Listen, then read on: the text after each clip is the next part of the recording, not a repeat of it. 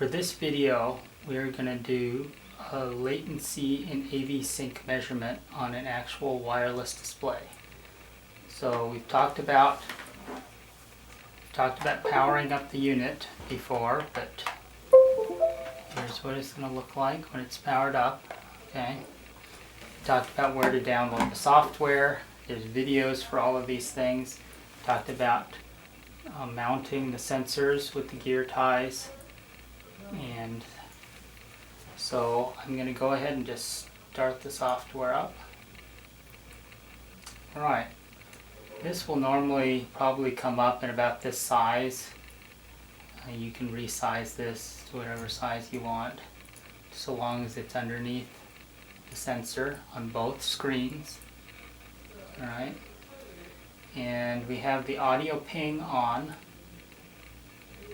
and I think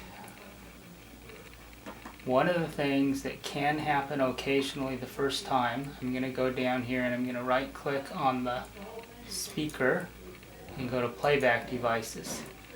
And what I'm just telling you is, if you ever start up your wireless display and you're not hearing the audio on the remote or wireless display, occasionally the sound will come up and it will still be going to either your laptop or your local HDMI display, wired display. And so this right here, when you come up, as I did here, I right clicked on the speaker and clicking on playback devices. It comes up here, and this is the playback tab, and these are the different devices that can be used for playback.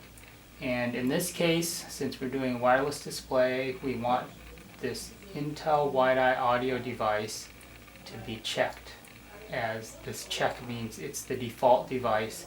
It means that's where the audio is going to be going. If we were to click on this one and make this default, then the sound would go to the local HDMI display, which is the left side. But since we have the wire connected to the one on the right, and that's where we're measuring the latency to, we want this one selected. Now once this is selected, typically this will be the default mode that it comes up in when you make your wireless display connection. Okay, so let's just go ahead and start this up then.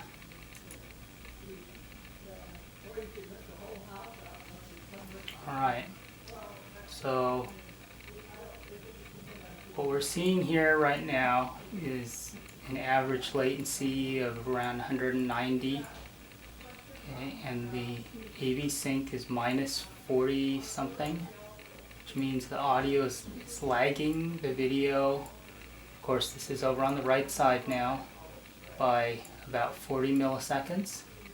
And sorry, that the synchronization, the audio is behind by about 40, which is virtually undetectable. And then the audio and video are essentially both lagging this left side display by about 190 milliseconds.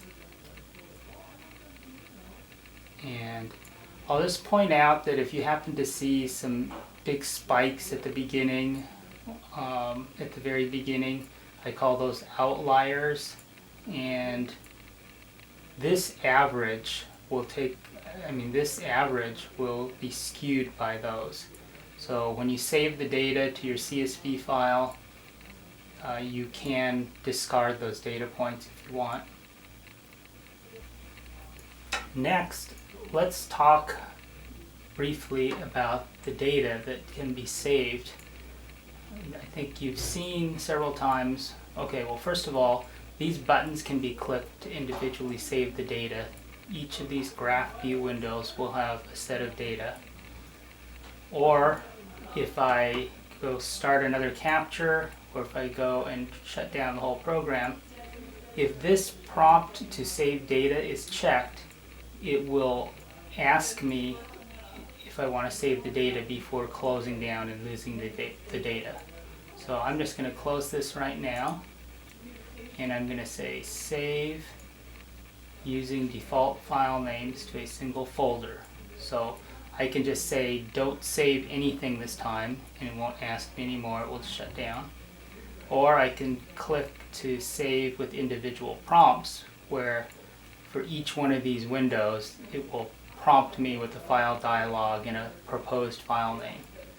So in this case I'm going to use this one here, and I'm going to save this to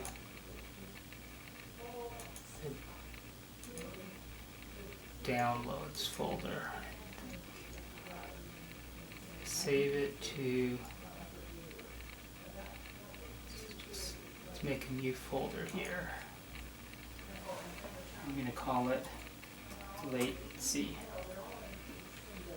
So there we go. That data's been saved there now. I can bring this up and I can go look at that. Latency. And here we go.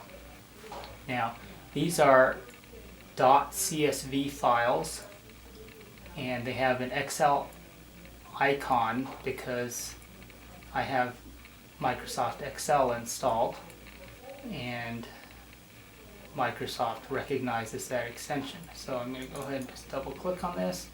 You can see what that looks like. Here's the data. I can come over here and I can do a plot of the data. Okay, see that? Or of course you can use formulas and compute averages and standard deviations and maxes and mins and all kinds of good stuff.